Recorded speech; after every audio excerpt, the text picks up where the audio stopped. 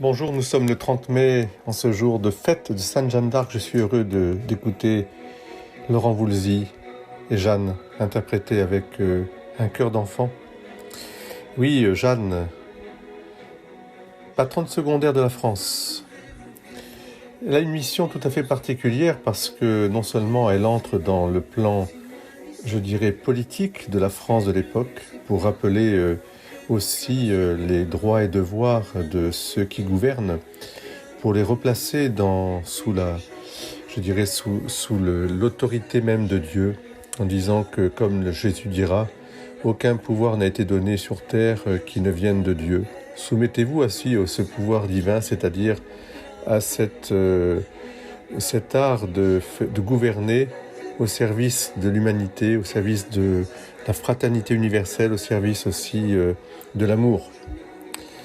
Et Jeanne aussi nous rappelle qu'elle est très très prophétique et très en avance, puisque c'est une jeune femme, c'est une femme aussi qui assume pleinement sa responsabilité de baptiser.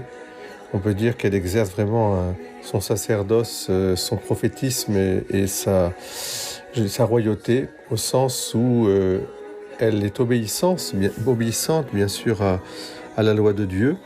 Et si il faut s'opposer à des hommes, fussent-ils rois, fussent-ils prêtres, voire évêques, parce qu'ils s'opposent à la volonté de Dieu, eh bien elle le fera. Elle le fera sans acrimonie, mais en même temps en étant vraiment forte. Parce que tout en affirmant vouloir obéir à l'Église, tant qu'elle ne lui commande rien d'impossible, c'est-à-dire, explique-t-elle, une chose contraire à ce que Dieu lui a commandé, eh bien, on peut dire que les derniers textes de l'Église définissent pour tout laïc dans l'Église une mission propre qui n'est pas nécessairement confiée par l'autorité ecclésiastique. Par la grâce de son baptême, tout chrétien a une mission d'apostolat et de sainteté. Et Jeanne nous montre parfaitement l'exemple de cette réalisation d'une mission propre à une sainte laïque, confiée par Dieu sans médiation humaine, loin de tout cléricalisme à tendance totalitaire, voire même à son encontre lorsqu'il outrepasse ses droits. Et puis Jeanne, c'est la tendresse pour Jésus et Marie. C'est quelque chose de magnifique. Qu'est-ce qu'on aime Jeanne. Merci Laurent de nous faire aimer aussi Jeanne à travers ce chant.